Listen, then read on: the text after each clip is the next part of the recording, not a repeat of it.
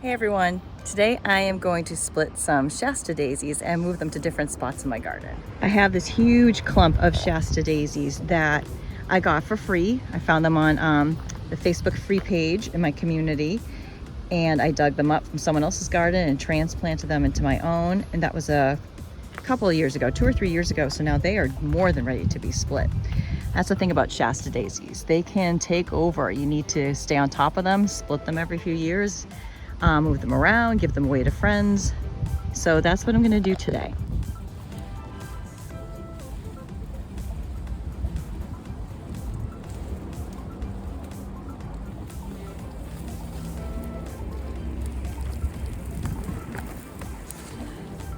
So there are a lot of plants in this clump. Like each of these is an individual plant. So now I'm just gonna go in and start separating them so I can move some around, and then I will replant a good number of them back in their original spot.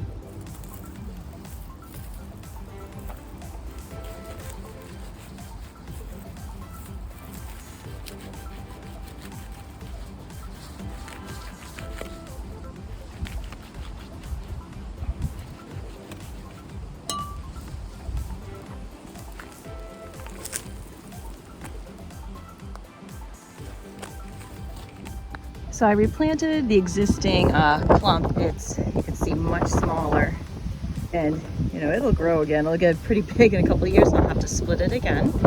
I'm gonna give it a good amount of water since I just put it through all that. And now I have a lot of other plants that I can move around to different parts of my garden. So I went ahead and I added those split Shasta Daisies over here in my side cottage garden in a couple of spots. I meant to film myself doing that, but kind of got into the rhythm and put my phone down and forgot. They aren't looking happy right now, so we'll see how they do. Hopefully I give them a lot of water, and it is supposed to rain this evening, so hopefully they'll perk up and they'll do well in the spot. This spot gets a lot of sun, so we shall see. So a quick update on the clematis situation. This one is doing great. I did end up buying 2 more of the trellises at Ocean State Job Lot, so I can train it to go up and to the side. What was happening is I had the one trellis, and I have planted with honeysuckle, and the clematis and the honeysuckle were growing up and then straight out and flopping down. So this is much better.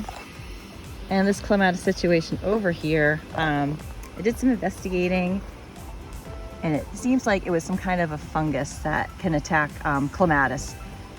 This is the one that was just not very happy at all, was wilting. So I went through, opened up the plant to get more airflow. I cut out anything that was brown or wilting or dead and gave it a good watering, and we'll just wait and see. Hopefully it will recover. But good news, all my roses are budding up. That's my David Austin climbing rose that I'm hoping will grow up onto the arbor and meet the other one on the other side. I have 2 planted together. And my Oh So Easy rose. This is the Oh So Easy Italian Ice, proven winners. And this is an excellent rose for beginners, or if you have a bit of a black thumb, because you don't need to deadhead them. It's a self-cleaning rose. It will just keep out putting blooms. I still deadhead just for aesthetics, but you don't have to. It will just keep blooming. And I have a couple of other roses over here. Now these I do have to deadhead. They're not the Oh So Easy variety, but look at that. So pretty.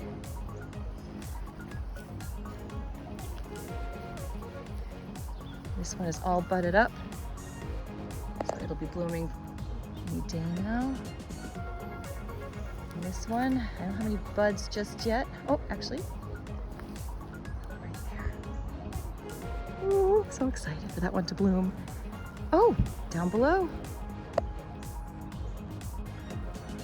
And this is another one. I just planted this one this year. It's an Oh So Easy rose again, the Italian Ice. So this one is spent. So I could deadhead that, again, just for aesthetics to make it look cleaner, but I don't have to. It'll still keep blooming even if I don't deadhead it. And then these were the roses that the deer attacked over the winter. And that's my fault. I really should have put the plant jail cells around them, the fencing, which you can see I have around my phlox to try to protect them from the rabbit. I have quite the deer and rabbit situation where, you know, I have all the woods behind my house. They like to come and snack in my garden. And I use all the sprays and I use the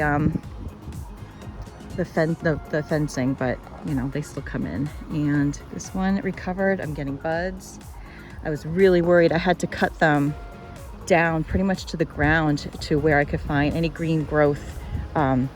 We had a harsh winter, and so the deer really got at them. You can still see this one that was damaged. This is what the whole plant looked like. The bark was eaten off the whole plant, and I thought they were done for, but they are coming back, and I can't wait for them to bloom. So there you have it for today. Busy day in the garden, and I've said it before, I'll say it again. I am just kind of a fearless black thumb gardener. You know, if it takes, it takes. If it doesn't, it doesn't. I'm always willing to experiment and just learn as I go along.